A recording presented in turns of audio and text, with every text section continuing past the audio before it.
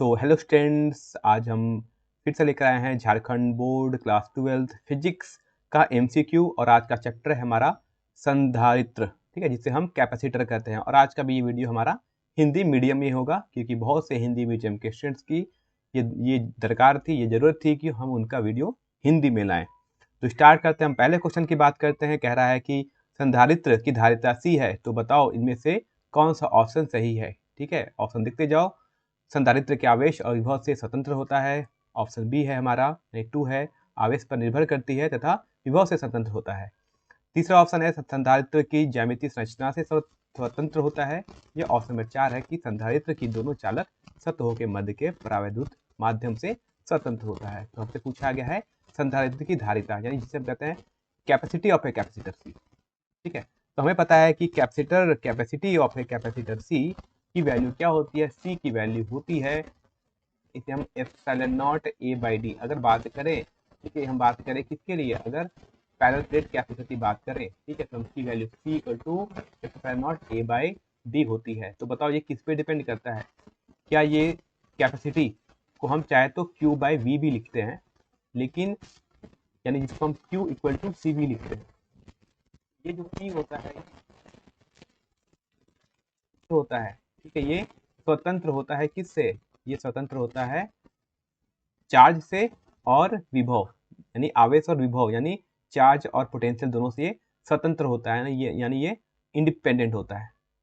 ठीक, ये इस पर डिपेंड नहीं करता है।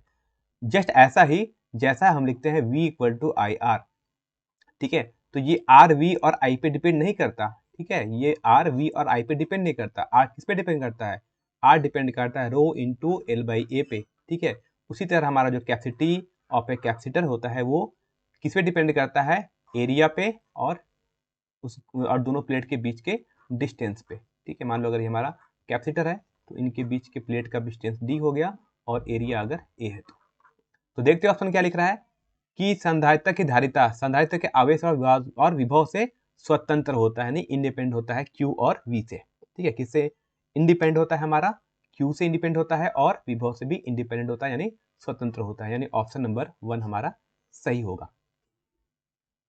क्वेश्चन नंबर 2 की बात करते हैं। संधारित्र की प्लेट पर आवेश बढ़ाने का अर्थ है, यानी अगर हम किसको बढ़ा रहे हैं, किसी संधारित्र के प्लेटों पे आवेश बढ़ा रहे हैं, यानी Q इक्वल टू CV है। ठीक है, अगर हम ये बढ़ा रहे हैं, हम किसे बढ़ा रहे हैं, हम अगर Q को बढ़ा रहे हैं, ठीक है, यानी Q हो रहा है क्या, Q की वैल्यू अगर हम बढ़ाएंगे, Q बढ़ाएंगे तो C तो कांस्टेंट है, C चेंज नहीं।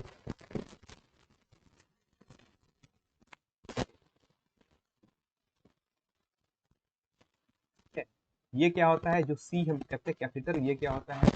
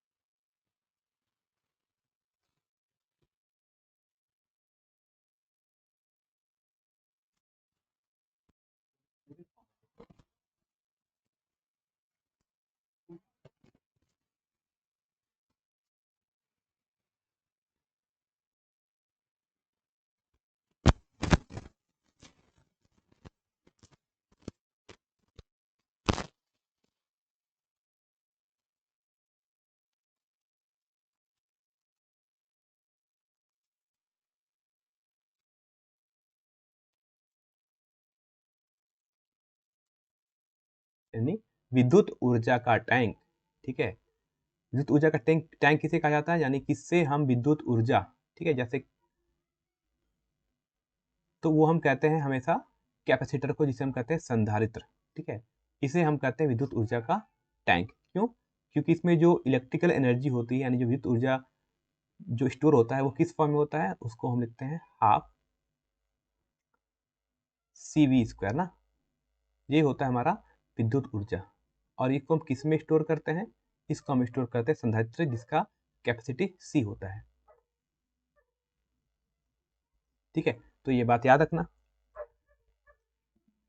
आते क्वेश्चन 5 की बात करें तो कह रहा है किसी चालक को दिया गया विभव निर्भर करता है, यानी किसी चालक को अगर हम कुछ विभव दे रहे हैं तो वो किस पे डिपेंड करता है। ठीक है, बात हो रही है क्या, बात हो रही है यहाँ पर कैपेसिटर की। देखो मान लो अगर ये कैपेसिटर है तो इस पर हम क्या दे रहे हैं, इस पर हम कोई पोटेंशियल अप्लाई कर रहे हैं, मतलब कोई वोल्टेज दे रहे हैं, विभव दे रहे हैं। तो ये किस बात पे डिपेंड करता है, तो हमें पता है Q की वैल्यू C इंटू वी के इक्वल होती है। ठीक है, तो ये किस पे डिपेंड करेगा। ठीक है, ये डिपेंड करेगा, अभी मैंने कुछ देर पहले बताया था, ये होता है स्वतंत्र होता है। ठीक है, Q आवेश और विभव से स्वतंत्र होता है हमारा कैपेसिटी, यानी कैपेसिटी हमारा चार्ज और पोटेंशियल से इंडिपेंडेंट होता है। तो अगर ध्यान से देखो तो ये जो हमारा विभव है ये किस पे डिपेंड करता है, सिर्फ आवेश पर, मतलब चार्ज पर। ठीक है, यानी आवेश की मात्रा पर। तो करेक्ट आंसर क्या हो जाएगा, ऑप्शन नंबर 1। कहने का मतलब है कि जैसे जैसे आप पोटेंशियल बढ़ाओगे उस पर जो चार्ज है उसकी वैल्यू बढ़ती चली जाएगी, यानी Q की वैल्यू बढ़ती चली जाएगी। जैसे जैसे आप पोटेंशियल बढ़ाओगे चार्ज भी हमारा बढ़ता चला जाएगा। आते क्वेश्चन नंबर 6 की बात कर रहा है, समांतर प्लेट संधारित्र की धारिता निर्भर करती है, यानी पैरेलल प्लेट कैपेसिटर की कैपेसिटी किस पे डिपेंड करती है। तो हमें पता है कि ये मान लो अगर मेरा एक पैरेलल प्लेट कैपेसिटर है। ठीक है, ये मेरा हो गया पैरेलल प्लेट कैपेसिटर, जिसका एरिया कितना है, दोनों प्लेट का एरिया A है और दोनों प्लेट के बीच का डिस्टेंस वो मान लो D है। तो इसी की कैपेसिटी हम क्या लिखते हैं, epsilon not A by D। अब बताओ ये किस पे डिपेंड करता है। ठीक है, तो उपयोग में लिए गए धातु पर, यानी ये किस मेटल से बना है इस पे डिपेंड करता है, नहीं, इस पे डिपेंड नहीं करता है। ये सिर्फ डिपेंड करता है एरिया पे और दोनों प्लेट के बीच के डिस्टेंस पर। प्लेट की मोटाई ना, ये प्लेट हमने जो लगाया है दो, उसकी मोटाई पर भी डिपेंड नहीं करता है। उनके बीच कितना पोटेंशियल है उस पर डिपेंड नहीं करता है, डिपेंड करता है प्लेटों के मध्य दूरी। ठीक है, यही तो होता है हमारा D, इसी पे डिपेंड करता है ये। तो करेक्ट ऑप्शन हो जाएगा ऑप्शन नंबर 4। बात करते हैं क्वेश्चन नंबर 7 की। कह रहा है एक समांतर प्लेट संधारित्र में ऊर्जा घनत्व 2.1 into 10⁻⁻9 joule per metre cube है। तो बताओ प्लेट के बीच में विद्युत क्षेत्र का मान क्या होगा। हमें ऊर्जा घनत्व दिया गया है, ऊर्जा घनत्व को हम डिनोट करते हैं half epsilon not E square से। तो ई स्क्वायर के लिए कितनी होगी, ई स्क्वायर की वैल्यू हो जाएगी 2 into you by epsilon not, यानी अगर ई की बात करो तो ई की वैल्यू हो जाएगी under root of 2 U by epsilon not. Value को रखते हैं यहाँ पर, तो हो जाएगा 2, ये हमें गिवन है 2.1 इंटू 10⁻⁻9। ठीक, और एप्सिलॉन नॉट की वैल्यू होती है 8.844 इंटू 10⁻⁻12। पूरी वैल्यू को रखना, सॉल्व करना, इसकी वैल्यू आपकी 21.7 के आसपास आता है। ठीक है, यानी चाहो तो आपसे 21.6 भी लिख सकते हो न्यूटन पर कूलम। ठीक है, इलेक्ट्रिक फील्ड का यूनिट क्या आता है, न्यूटन पर कूलम, और यहाँ से करेक्ट आंसर आएगा ऑप्शन नंबर 2। ध्यान देना, यहाँ पर वो ऊर्जा घनत्व की बात कर रहा है ना, यानी एनर्जी डेंसिटी की बात कर रहा है, इसलिए हमने फॉर्मूला कौन सा यूज किया, small u equal to half epsilon not E square. आते क्वेश्चन रेट में कह रहा है जब किसी संधारित्र की समांतर प्लेटों जो बैटरी से जुड़ी है ये बीच एक परावैद्युत पदार्थ की पट्टिका रखी जाती है, तो प्लेटों के ऊपर आवेश पहले के आवेश की अपेक्षा क्या होगा। तो जैसे कह रहा है, मान लो कि ये मेरा एक पैरेलल प्लेट कैपेसिटर है, यानी एक संधारित्र है। ठीक, इसको हमने एक बैटरी से जोड़ दिया, तो इस टाइप से बैटरी से जोड़ दिया। अब कह रहा है इसमें एक परावैद्युत की पट्टिका रखी जाती है ना, जैसे मान लो एक डाइलेक्ट्रिक स्लैब, तो क्या कर रहे हैं हम इसके बीच में रख दे रहे हैं, पूरा भर दिया। तो पूछा बताओ कि अब आवेश कितना होगा। तो देखो मान लो अगर ये जो हम डाइलेक्ट्रिक करते हैं इसका डाइलेक्ट्रिक कांस्टेंट के है, यानी इसका परावैद्युत पदार्थ की के की वैल्यू कांस्टेंट के है। तो यहाँ से हम जानते हैं कि मान लो अगर पहले कैपेसिटी की अगर C equal to epsilon not A by D थी, तो अभी और पहले जो चार्ज था वो Q था और पहले पोटेंशियल V था। ठीक है, ये कब बात करें, पहले जब हमने डाइलेक्ट्रिक कांस्टेंट को नहीं रखा था, तब नहीं, जब हमने परावैद्युत पदार्थ की पट्टिका नहीं रखी थी तब। अब बाद की बात करते हैं, बाद में क्या हो गया, तो बाद में जो नया कैपेसिटेंस आ जाएगा वो कितना हो जाएगा, के times epsilon not A by D हो जाएगी। नया चार्ज क्यू डैश हो जाएगा, लेकिन पोटेंशियल उतना ही रहेगा क्योंकि बैटरी का भी अभी भी जुड़ा हुआ है, यानी पहले जो बैटरी का पोटेंशियल वी था वो पहले भी वी था, अभी भी वी है। तो हमें क्या पता है, क्यू की वैल्यू सी वी के इक्वल होती है, तो क्यू डैश की वैल्यू क्या हो जाएगी, सी डैश और वी के इक्वल हो जाएगी।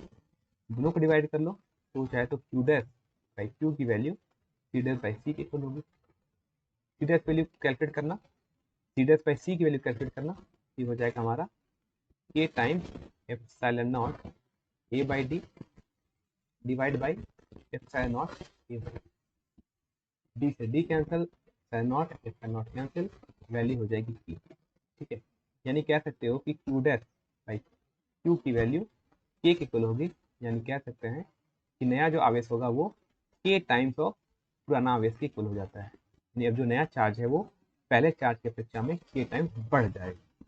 बढ़ जाएगा तो क्या होना चाहिए, अधिक हो जाएगा, यानी ऑप्शन नंबर हमारा सी यहाँ से करेक्ट होगा। क्वेश्चन नंबर 9 की बात कर रहे हैं, एकदम फॉर्मुला बेस्ड क्वेश्चन, आपको फॉर्मुला पता है तो आप इसको कर सकते हैं। कह रहा है एक समानांतर प्लेट संधारित्र के प्लेटों के बीच की दूरी दी है तथा प्रत्येक प्लेट का क्षेत्रफल ए है। जब के परावैद्युतांक की टी मोटाई की एक प्लेटों के बीच रखी जाती है तो उसकी धारिता कितनी होगी। ठीक, कह रहा है तक हमारे पास कैपेसिटर है। ठीक, कह रहा है मान लो इसके बीच का डिस्टेंस बी था और इनके प्लेटों का जो एरिया था वो ए था। अब क्या कहा इसमें कि इनके बीच हमने क्या रख दिया, एक टी थिकनेस जिसका डायरेक्ट्रिक कांस्टेंट तो के है और इसके प्लेट का जो थिकनेस है वो कितना है, वो टी है। तो पूछ रहा है बताओ अब कैपेसिटेंस कितनी हो जाएगी। एकदम फॉर्मुला बेस्ड क्वेश्चन है, प्रूफ नहीं बताऊंगा। याद रखना कि अब जो नेट कैपेसिटेंस की वैल्यू आएगी वो epsilon not A divide bye कितने में एयर है, तो एयर है हमारा डी माइनस टी में हमारा एयर है, और कितने में डाइलेक्ट्रिक है, तो वो टी थिकनेस में डाइलेक्ट्रिक है, उसको के से डिवाइड कर लेना। ठीक है, इसको चाहो तो और के सॉल्व करो, और से सॉल्व करो, ये हो जाएगा epsilon not A divide by T into या फिर उसको T minus T 1 minus 1 by A. ठीक है, इसको ऐसा भी लिख सकते हो।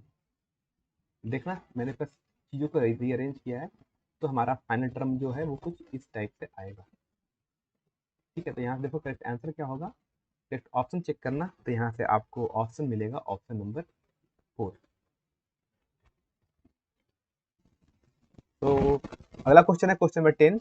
क्वेश्चन नंबर 10 कह रहा है परिपथ ए तथा बी बिंदुओं के मध्य प्रभावी धारिता क्या होगी, यानी हमें ए और बी के पॉइंट के बीच का इक्विवेलेंट कैपेसिटेंस हमसे पूछा जा रहा है। अब थोड़ा देख के बताओ ये डायग्राम कैसा नजर आ रहा है। ये डायग्राम हमारा कुछ व्हीट स्टोन ब्रिज के जैसा हमें नजर आ रहा है। ठीक है, इसमें क्या कहते हैं, इसे हम व्हीट स्टोन ब्रिज कहते हैं, यानी इस टाइप का जो भी अरेंजमेंट होगा उसे हम व्हीट स्टोन ब्रिज भी हम इसे कहते हैं। ठीक है, इस टाइप का डायग्राम आपने कहाँ पढ़ा था, इसे हमने पढ़ा है करंट इलेक्ट्रिसिटी चैप्टर में। वहां पर देखो इसे P कह देते हैं, इसे हम Q कहें, इसका नाम अगर हम R कर लें इसको हम S कहें। तो अगर P by Q equal to R by S हो तो क्या ये चीज़ है, देखते हैं।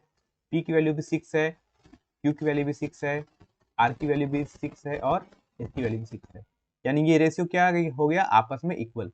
अगर ये आपस में इक्वल है दैट मीन्स कोई भी चार्ज 20 माइक्रोफैराड से फ्लो नहीं करेगा, यानी यहाँ से कोई भी आवेश का बहाव नहीं होगा। ठीक है, यानी नो चार्ज फ्लो। ठीक है, यानी कोई भी आवेश यहाँ से नहीं बहेगा। ठीक है, यानी आप मान सकते हो कि यहाँ पर कुछ नहीं है। अब देखो इस पॉइंट से इस पॉइंट तक, ठीक है, यहाँ से दो पाथ है ना, एक पाथ हो गया ऊपर का P और Q का, ठीक, दूसरा पाथ हो जाएगा नीचे से R और S का।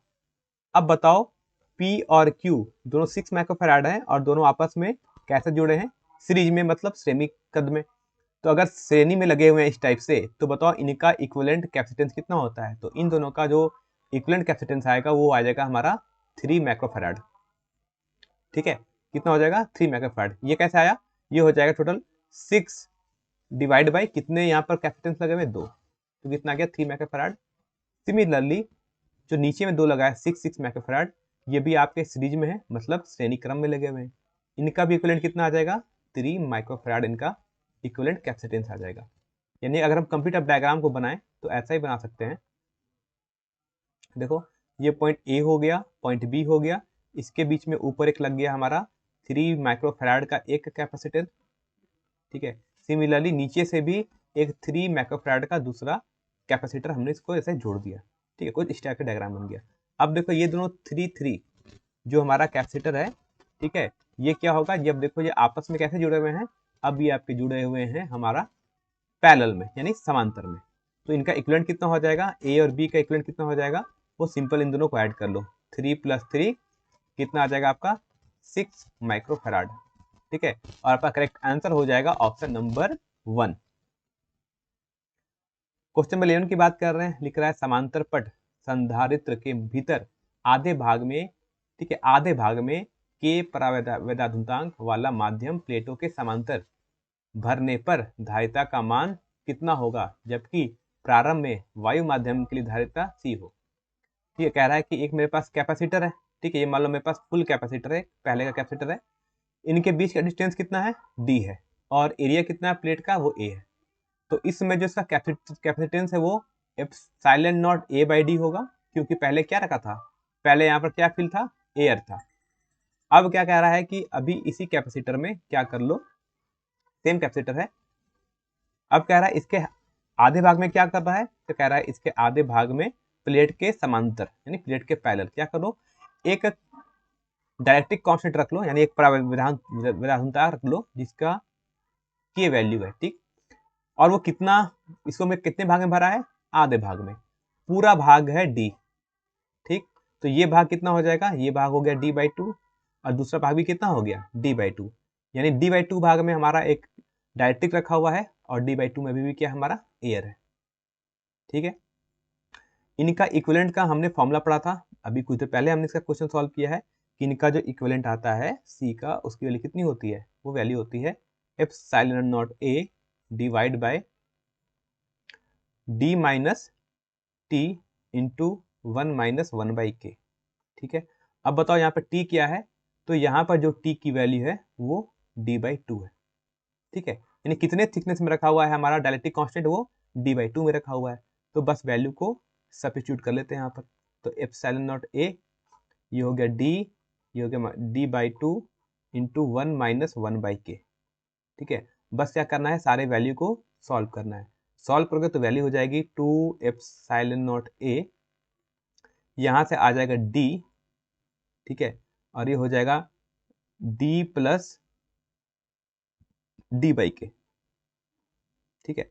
इसको और थोड़ा अच्छे से अगर सॉल्व करो, ठीक है, इसको अगर और हम क्या लिख सकते हैं, इस चीज को हम लिख सकते हैं 2 एप्सिलॉन नॉट ए इंटू के divide by D into 1 + k, ठीक है। इसको हम इस तरीके से लिख सकते हैं। अब देखो यहाँ से और क्या लिख सकते हैं, इसे लिख सकते हैं 2 into epsilon not A by D into के बाई 1 + k। अब देखो मैंने अभी एप्सिलॉन नॉट ए की वैल्यू कितनी है, वो देखो यहाँ से इसकी वैल्यू सी है जो हमें पहले से गिवन है, तो ये हो जाएगा 2ck डिवाइड बाई 1 + k, ये हो गया हमारा इक्विवेलेंट कैपेसिटेंस। तो देखो इक्विवेलेंट कैपेसिटेंस करेक्ट ऑप्शन क्या होगा, यहाँ से हमारा इस टाइप का जो ऑप्शन दिख रहा है वो हमें ऑप्शन नंबर 1 में ही दिख रहा है, ठीक है। क्वेश्चन नंबर 12 कह रहा है कि यदि संधारित्र के प्लेटों का क्षेत्रफल a तथा उनके मध्य की दूरी d तथा युगांतर v हो तो ऊर्जा प्रति आयतन कितना होगा, ठीक है। यानी हमें क्या क्या दिया हुआ है, हमें दिया हुआ है एक पैरेलल प्लेट कैपेसिटर है जिसका प्लेट का एरिया a है, उनके बीच प्लेट के बीच का डिस्टेंस d है और दोनों प्लेट के बीच का जो पोटेंशियल है वो v है। तो बताओ एनर्जी डेंसिटी कितनी होगी, ठीक है। तो एनर्जी डेंसिटी यानी जिसे हम ऊर्जा प्रति आयतन को क्या लिखते हैं, u से, इसकी वैल्यू होती है हाफ एप्सिलॉन नॉट e², ठीक है। मान लो अगर ये मेरा प्लेट है, इनके बीच का डिस्टेंस कितना था, d गिवन है, और दोनों प्लेट का जो एरिया वो मुझे a गिवन है। इन दोनों प्लेट के बीच का पोटेंशियल कितना है, तो पोटेंशियल जो डिफरेंस है वो भी मेरा कितना है, वो v गिवन है, ठीक है, पोटेंशियल डिफरेंस। तो हमें पता है पोटेंशियल डिफरेंस और इलेक्ट्रिक फील्ड रिलेशन क्या होता है, E इक्वल टू होता है माइनस V/d लिख लो, ठीक है। यहाँ से अगर E स्क्वायर की वैल्यू कैलकुलेट करो तो ये हो जाएगा V²/d², ठीक है। तो बस क्या करना है, वैल्यू क्या रखना है, तो हो जाएगा हाफ एप्सिलॉन नॉट और E स्क्वायर हो जाएगा V²/d², ठीक है। तो ये हो जाएगा हमारा एनर्जी डेंसिटी, या इसको कहते हैं ऊर्जा प्रति आयतन, ठीक है। तो करेक्ट ऑप्शन कौन है यहाँ से, करेक्ट ऑप्शन है हमारा ऑप्शन नंबर 1। लास्ट क्वेश्चन आज का लिख रहा है कि यदि समांतर पट संधारित्र की धारिता C, कैपेसिटी C है और उसमें आवेश Q और प्लेटों के बीच विभव V है, तो उनके बीच के लिए किया गया कार्य, ठीक है। हमसे पूछा गया है कि अगर पहला प्लेट कैपेसिटर है, ठीक है, एक कैपेसिटर है जिसकी कैपेसिटी कितनी गिवन है, C है, इस पर चार्ज कितना है, प्लस Q और माइनस Q, और इनके प्लेट का बीच का जो पोटेंशियल है वो V है, तो बताओ उनके लिए बीच किया गया कार्य कितना होगा। यानी हमसे पूछा है वर्क डन, या फिर कहो उसकी पोटेंशियल एनर्जी कितनी होगी, यानी एनर्जी स्टोर्ड, ठीक है, यानी इसको कहते हैं संचित ऊर्जा, ठीक है। एनर्जी स्टोर्ड का फॉर्मूला क्या होता है हमारा, हमें पता है, ये होता है हाफ C इंटू V², ठीक है। तो एनर्जी कितना होगा, हाफ CV²। अब कुछ इंपॉर्टेंट पॉइंट याद रखना, कभी भी एनर्जी स्टोर्ड का फॉर्मूला यानी संचित ऊर्जा, ठीक है, संचित ऊर्जा कहते हैं, या जिसे हम कहते हैं एनर्जी स्टोर्ड, ठीक है। कैसे करते हैं हम, energy stored in a capacitor, energy stored in a capacitor, इसकी 3 वैल्यू होती है, सब याद रखना। एक तो होता है हमारा हाफ CV², एक होता है half into Q into V, और एक होता है Q²/2C, ठीक है। तो ये 3 फॉर्मूला याद रखना ना, ये 3 फॉर्मूला आपसे कुछ भी पूछा जा सकता है, तो ये भी इंपॉर्टेंट था, तो यहाँ से भी आपको चीज़ों को नोट डाउन करना है, ठीक है। तो आज का हमारा वीडियो था Jharkhand board class 12 MCQ term 1 का हिंदी में, और आज का हमारा चैप्टर था संधारित्र, ठीक है। तो अब आगे बाकी के जो चैप्टर बचे हैं उनको भी हम कुछ दिनों में सारा कंप्लीट कर देंगे, ठीक है। तो जिन लोगों ने अगर हमारा वीडियो देख रहे हैं और अब तक सब्सक्राइब नहीं किया है, तो एक बार बात है कि सब्सक्राइब जरूर कर लेना, ताकि एग्जाम के लास्ट टाइम पे आपको और भी इंपॉर्टेंट वीडियो मिलता रहे, ठीक है। और बाकी हर वीडियो का आपको PDF कहाँ मिल जाएगा, हमारे टेलीग्राम चैनल पे, जिसका डिस्क्रिप्शन इस वीडियो के लिंक में आपको मिल जाएगा, ठीक है।